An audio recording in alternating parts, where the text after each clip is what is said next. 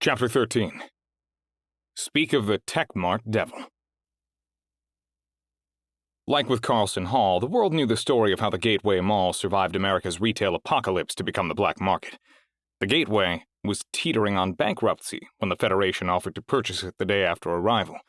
But today it was the only shopping center of its kind, and tourists poured in from every part of the planet to enjoy the alien-owned bazaar. "What's it like?" Marcus asked as their commute continued. "In a few minutes you can answer that yourself." "Are all the stores run by shadows?" "I'm sure some are, but you're misunderstanding things," Anthony explained. "The property itself is the only part that's owned by the Federation. The businesses have human proprietors. I guess some could be shadows in disguise, but I know for a fact that meatbags like you and me run a few." "Which ones?" Marcus asked. "Tek-Mart is the big dog, but the former head of security from my office owns a 3D-printed gun shop in the Pontus sector, and he's 100% patriotic human." "Tony?" Marcus asked.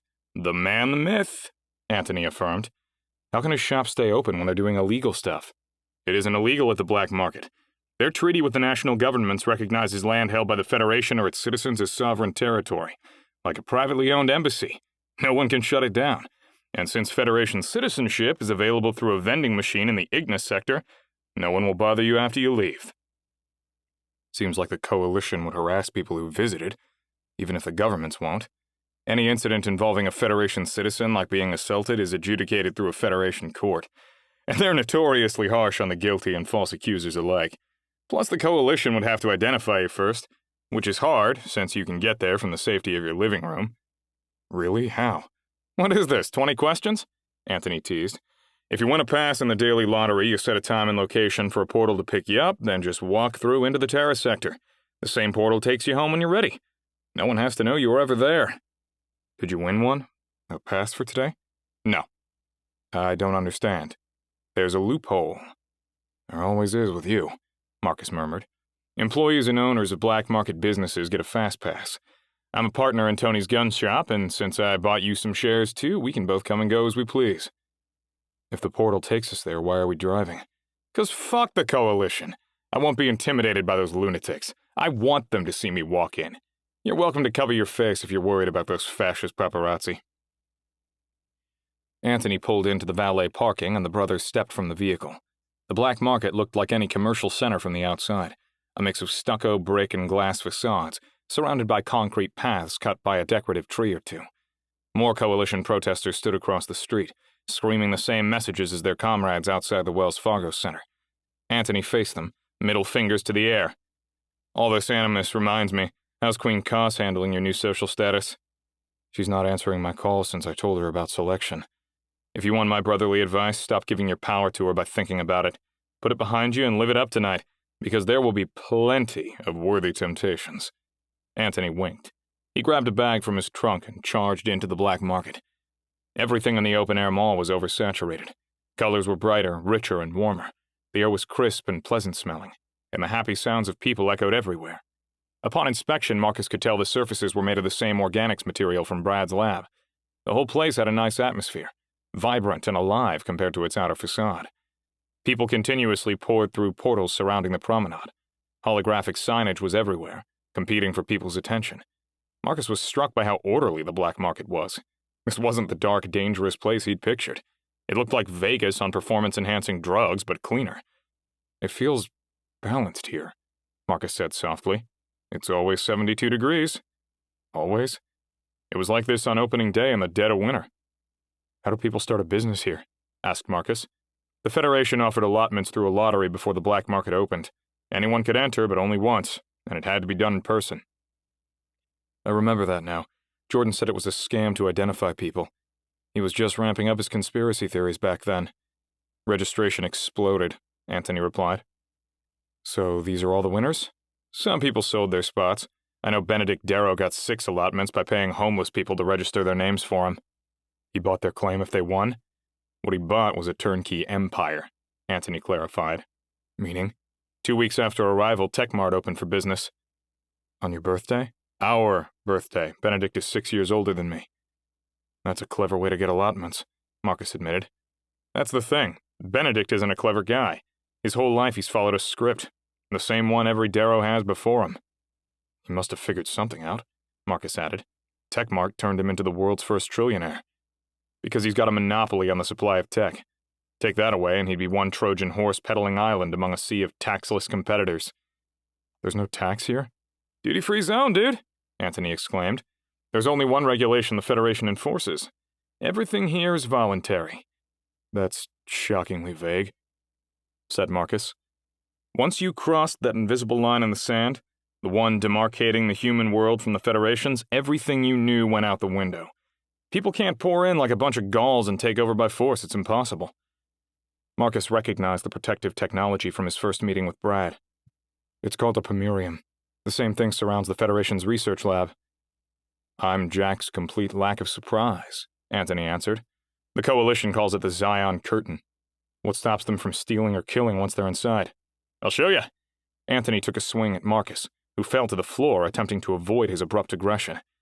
Anthony was locked in place, conscious but unable to strike. It's impossible. I can't force something on you. It has to be voluntary. Got it. Marcus stood up. It's libertarian Disneyland. Anthony regained self-control before continuing. People get along here. Obviously.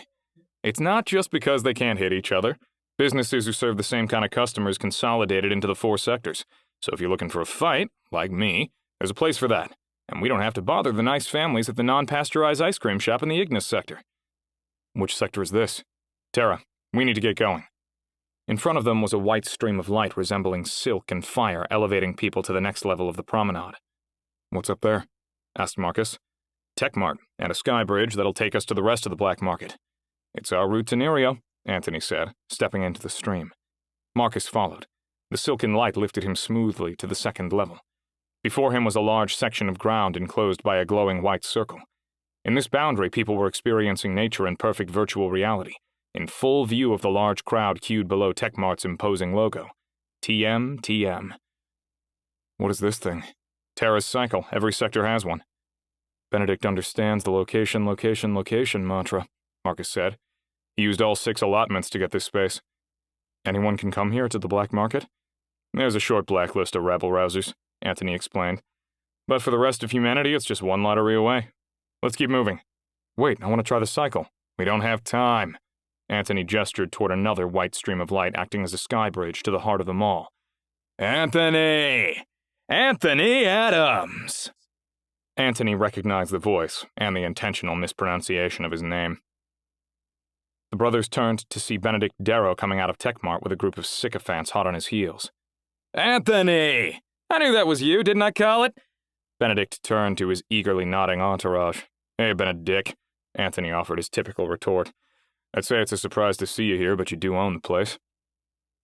Benedict was about the same height as Marcus, but with the lean frame of a marathon runner. His chiseled jawline gave him a hyper-masculine aura, but there was something off about his smile.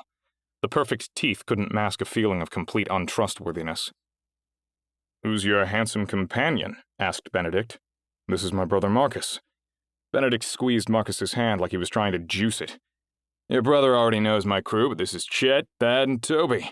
Benedict waved haphazardly at the middle-aged men standing behind him before pointing precisely. And that lovely lady is my sister Hannah, and her 6-year-old son Lucius. Marcus made the rounds, again getting strength tested by each handshake before turning to Hannah, whose grip stayed securely on Lucius's shoulders.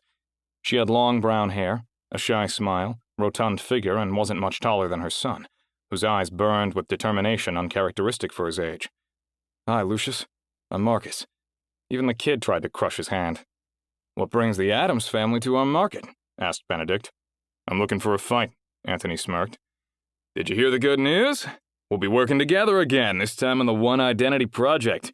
Your algorithm, my databases, the perfect pairing. I did. Congratulations. Hey, thanks for the stop and chat, really, but I've got a fight to win.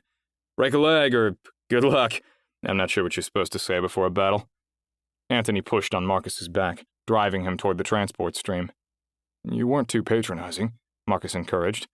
Like Mom said, don't let someone else's bad behavior change you. His sister and nephew seem nice. She's awesome. It just takes a bit for her to open up. I suspect she's the silent brains behind Benedict's surge of success. The Darrows are the modern Medici family, but without the good parts like funding art or investing in the community. That kid doesn't stand a chance growing up in rich Uncle Pennybags' shadow. What do the other 3 guys do? His bogle of weasels? They feed Benedict's ego and have a collective IQ of under 69. Toby is the worst of them. Which one was he? Marcus asked. The fat Viking-looking one with the beard. He's the archetypal beta male groveling at Benedict's feet while ruling the rest of the crew like a tyrant. He never skips an opportunity to describe himself as a natural-born leader despite lacking the requisite qualities. You know, if you hadn't delayed us multiple times tonight, we would have missed them, so thank you. I'm happy to help where I can. Anthony turned and tousled Marcus's hair.